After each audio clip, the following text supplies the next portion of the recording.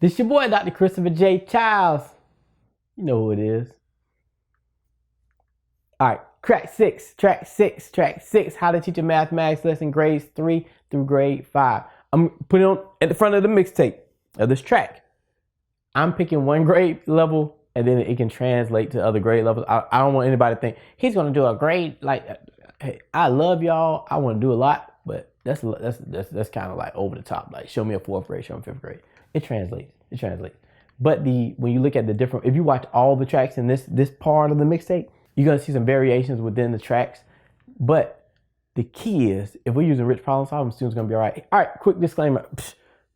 My lawyer was just texting me, telling me to do this disclaimer because, you know, the haters are still out there. They're still like just hating. Like, haters have nothing better to do. The haters hate. Haters gonna hate, potatoes gonna potate. I don't know, I got that from a comedian. It kind of sounded funny when he said it. I hope it's not funny, y'all. My statements and opinions are my own. Goal for this session, pretty straightforward. Learn key strategies to teaching a grades 3 through grades 5 mathematics lesson in multiple formats. When I talk about multiple formats, we're going to talk about multifaceted formats in a couple moments. But now, here's a week. Y'all like that? Dr. Childs is stepping his game up. I'm nice. I'm getting nice. All right, I'm back. When you look at your week, what I want you all to do first, find one day on your calendar, mark an X through it. When you mark an X through it, that means you're not doing anything, your students are not doing anything. You need to have a day of just rest, relaxation, and enjoying life. Do not try to go 7 days a week. You're not a robot. All right? Make that agreement with me. 1 day a week, 24 hours, nothing. The other days, make them flexible. Consider what is happening right now in this environment. Be very flexible during these times. I'm not saying be ridiculous, like, oh my God, we're just free floating throughout and just drop stuff and see what happens. No, but you need to be flexible. Some schedules that I'm seeing are so rigid. I'm be honest, it's not gonna work. I'm looking at some of the schedules, they're so rigid and inflexible, they're gonna self-implode and it's just gonna lead to more frustrations.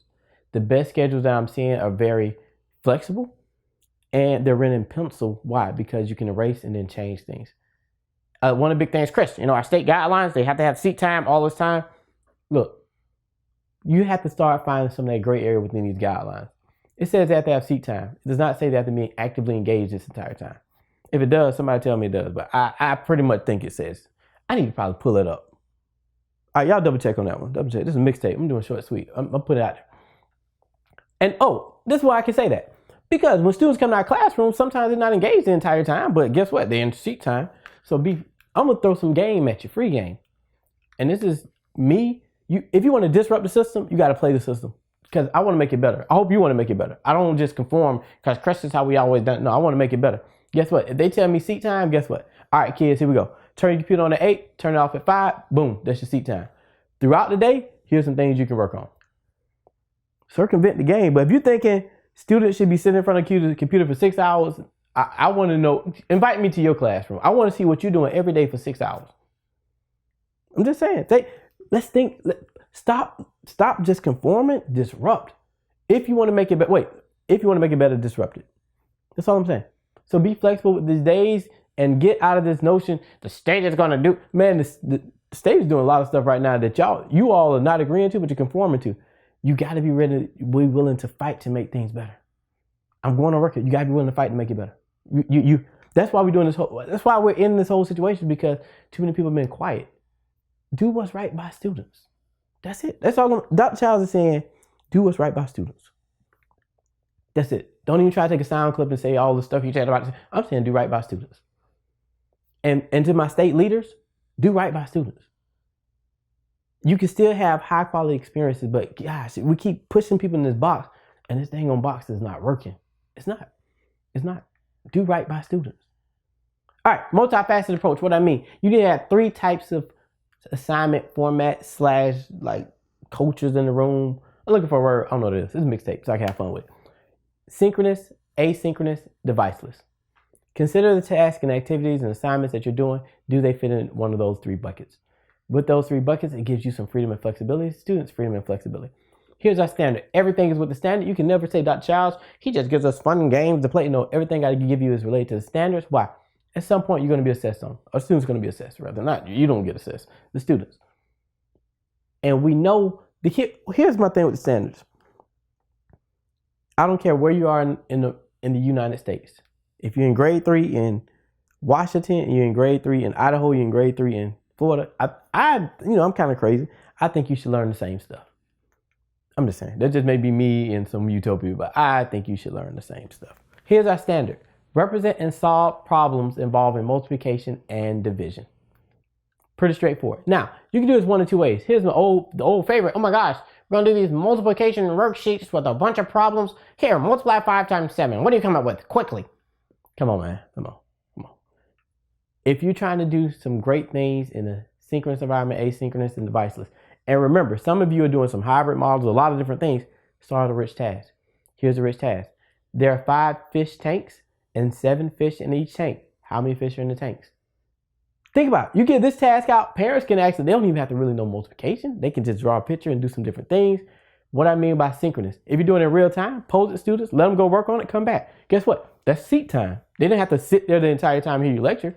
Like pose it on a Monday, hey, come back on a Wednesday. They're still working.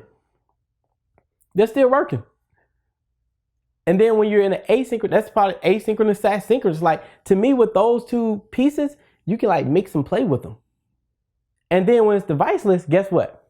Here's the task. Unplug all this stuff. You don't have to submit it online. Boom, go work on the task. Parent caretakers can get engaged. They can draw pictures. Some people may actually have multiple fish tanks in the house. Like that'd be kind of cool if you had like 5 fish tanks, that'd be kind of cool. Move the fish around. I guess I know people that's in the fish world are like, well, Chris, the environment has to be there. I'm just saying, somebody may actually go to Walmart.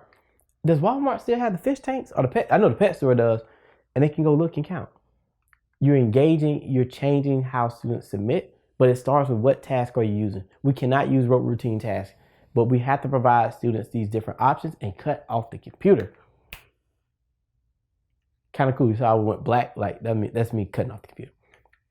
Anyways, here's your homework. Do you have a balance of synchronous, asynchronous, and deviceless assignment/activities? What is math? What does it mean? You don't have to be on the computer. You don't have to be. And a lot of people are like, Chris, we just got these devices. We've passed them out. That's great. Guess what? Students need to know how to do things outside of a device. Call me crazy. Call me old-fashioned. But we have to provide these students different options, because if we can create an environment for the student who has the least, guess what? We've created an environment for every single student. That was tight. That's a quotable. If we can, that's like a little song. If we can, I gotta get this. Now, you're making a song, then you kind of, here we go. If we can create an environment with the student who has the least, guess what? We've created an environment for everybody. All right. That didn't really flow, but whatever. Yeah, don't. I'll work on that part later. Anyways, question of the day. What will you do to ensure students without access to technology receive an equitable learning experience? That's on you. Ball in your court. Get out. They got hotspots. They got those computers. Hey. Think outside the box. Think. Come on. All these creative ideas and juices that I hear when I work with pre-service teachers. Oh, Dr. Childs, I'm going to do all these miraculous things. 2-3 years later, what happened? I don't do that stuff. Come on. Do it. All right, track 6 with your boy. That's me dancing. Ow. That was actually me right there stretching. Yeah, I've been bike riding lately. That's actually a stretch. Anyway, track 6 with your boy. How to teach mathematics lesson grades 3 through grades 5. All right, that's something new. I just threw that. I don't know. It made all right, this is it. See y'all next mixtape. We out.